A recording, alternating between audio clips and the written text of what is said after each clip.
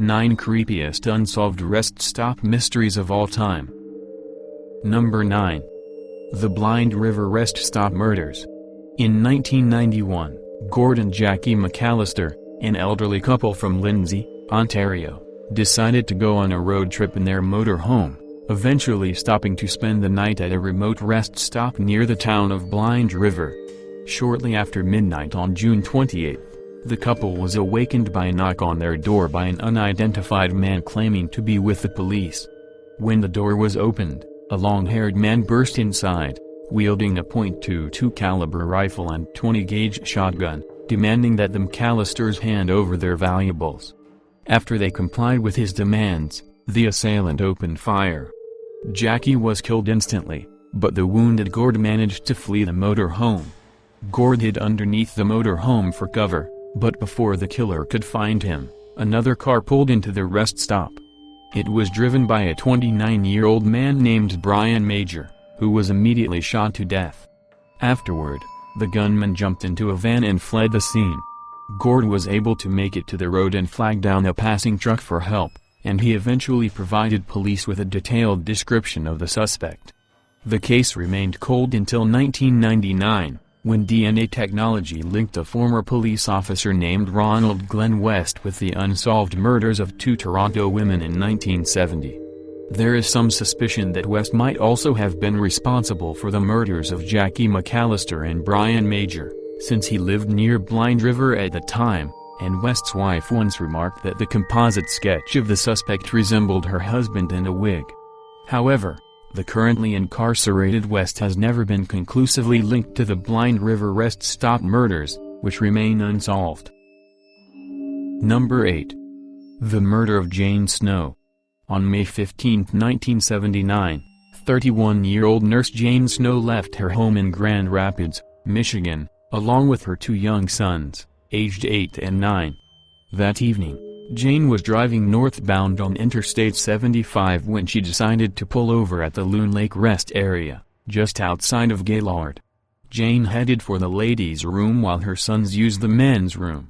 When Jane did not exit the ladies' room, her sons decided to check inside. They were horrified to find their mother's murdered body on the floor. She had been stabbed 23 times. The boys were able to flag down a passing motorist for help, but at no point did they see their mother's killer. Around the same time, a state trooper was driving southbound on Interstate 75 and picked up a hitchhiker less than 1 kilometer from the rest area. The trooper noticed some scratches on the man's hands, but he was unaware that a murder had occurred nearby. He soon dropped the hitchhiker off but took his name and address. The suspect's name was John Mgally, and he had an outstanding warrant for a bad check charge in Rhode Island. Mgally was eventually picked up and questioned about Jane Snow's murder. That night, he had been at a bar in nearby Indian River and had left in a rage after a fight with his wife. When Mgally was tracked down by police, he was wearing a shirt with bloodstains on it, but subsequent tests determined that the blood did not belong to Jane. Ultimately, there was not enough evidence to charge Mgally with the murder, which continues to remain unsolved after more than 35 years. Number 7. The Disappearances of Shaina and Shausha Henson. On April 20, 2001, a couple named Curtis and Christina Meyer were found dead at a Collier County, Florida, rest stop in an apparent murder-suicide. Curtis had shot Christina in the head before turning the gun on himself. The story took a bizarre turn when a torn birth certificate belonging to a woman named Kimula Henson was found in the rest stop's trash can. Kimula's wallet and credit cards were also inside the mayor's vehicle. 8 days later, the partially buried, decomposing body of Kimula Henson was found in the desert outside Reno, Nevada. Kimula had 2 daughters, 2-year-old Shaina and 4-month-old Shausha, but the children were nowhere to be found. Kimula originally hailed from Portland and had been planning to take her daughters to British Columbia. Since Kimula was friends with Christina Meyer, Christina and Curtis would accompany the Hensons on their trip.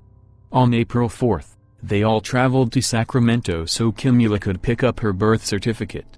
The last time Kimula and her daughters were seen alive was when they checked into a Redding hotel the following evening. However, it turned out Curtis Meyer was actually a fugitive named Frank Harrowing, who was wanted in Missouri for attempting to murder his former wife. It's been theorized that the couple convinced Kimula to retrieve her birth certificate to use as documentation to cross the border. They subsequently murdered Kimula so that Christina could steal her identity. On April 9, Christina used Kimula's birth certificate in Las Vegas to obtain a fraudulent identification card under Kimula's name. The whole thing ended with Frank Harrowing's murder-suicide, but no one knows what actually happened to Shaina and Shausha. Sadly, the couple took all answers about the children's fate to their graves. Number 6. The murder of Dexter Stefonek. In the fall of 1985, 67-year-old widower Dexter Stefonek left his home in Wisconsin and traveled to Corbett, Oregon, for an extended stay with his son's family. On November 18, Dexter decided that he wanted to return home and left his son's residence for the lengthy drive back to Wisconsin. The following morning, Dexter's abandoned vehicle was found in the Bad Root Rest area, located approximately 34 kilometers outside Glendive, Montana. The car had been doused with gasoline and set on fire, but there was no sign of Dexter anywhere. 4 months later, Dexter's body was found in a remote dumping area 27 kilometers away. He had been beaten and shot twice in back of the head. Investigators determined that Dexter probably stopped at the Bad Root Rest area when he crossed paths with his killer. Approximately 2 hours before Dexter's burning car was found, the rest area's custodian arrived at the location. The only vehicle in the parking lot was a Chevrolet pickup truck, but there was no one around. Shortly thereafter, as the custodian was leaving, he noticed Dexter's car pulling into the lot. It was driven by an unidentified man, who climbed out carrying 2 cans of gasoline. This man likely torched Dexter's vehicle before driving away in the pickup truck. Another puzzling aspect of this case is the fact that Dexter's suitcase was found at the landfill alongside his body. Money was still inside the suitcase, but Dexter's clothing was strewn everywhere, and the condition of the clothing seemed to indicate that it wasn't planted there until months after the murder. To this day, no one knows the identity of the mysterious man who murdered Dexter Stefonek or what his motive could have been. Number 5. The disappearance of Lee Cutler.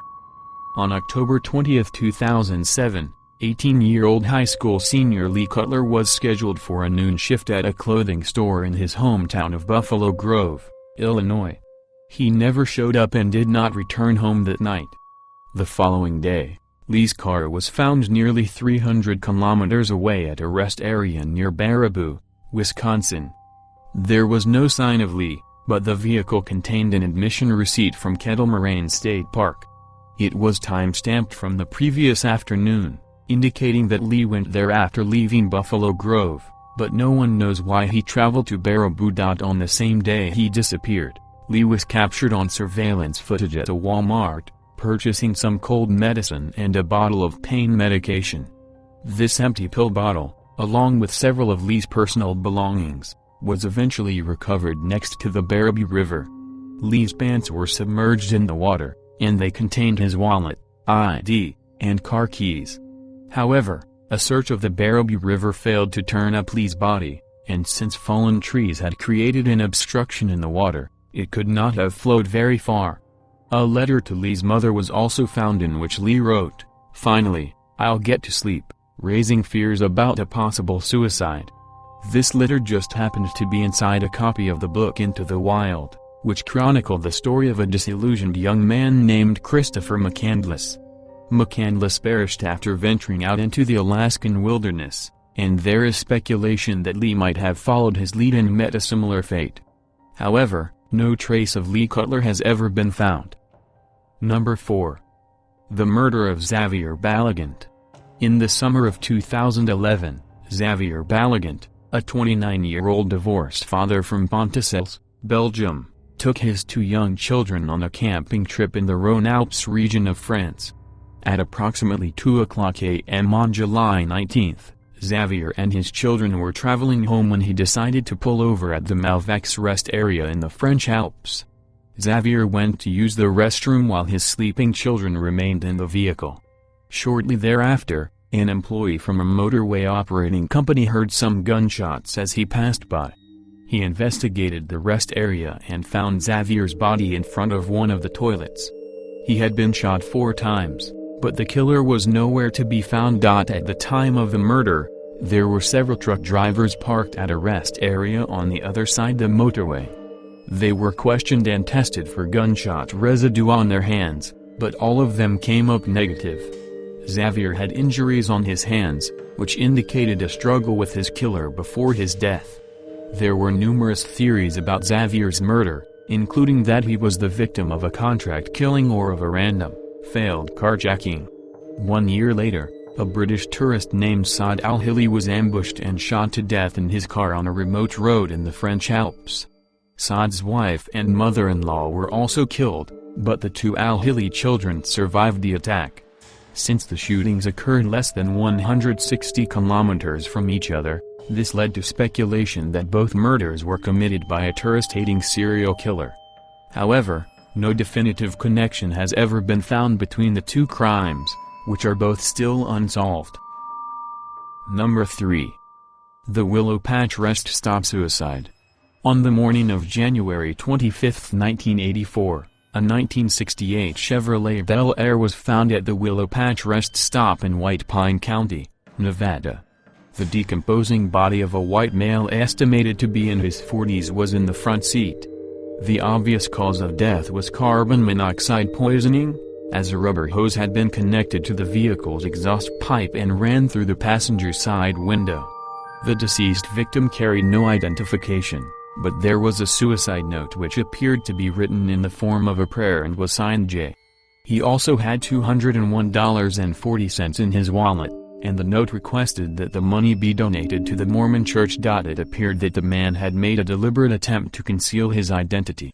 Even though a lot of clothing was found in the vehicle, all of the tags had been removed. The car's license plate was missing, but there was a vehicle identification number. However, all attempts to use the van to uncover any record of the Bel Air came up empty. The car's back seat was also missing, which seemed to indicate that the man had been living in the vehicle.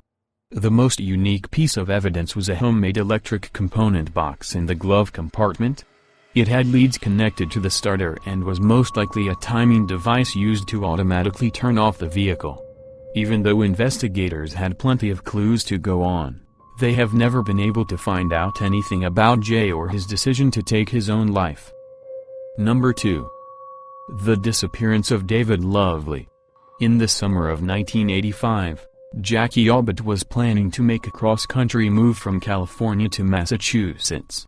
She would be accompanied by her 19-year-old son, David Lovely, and his 18-year-old sister, Allison.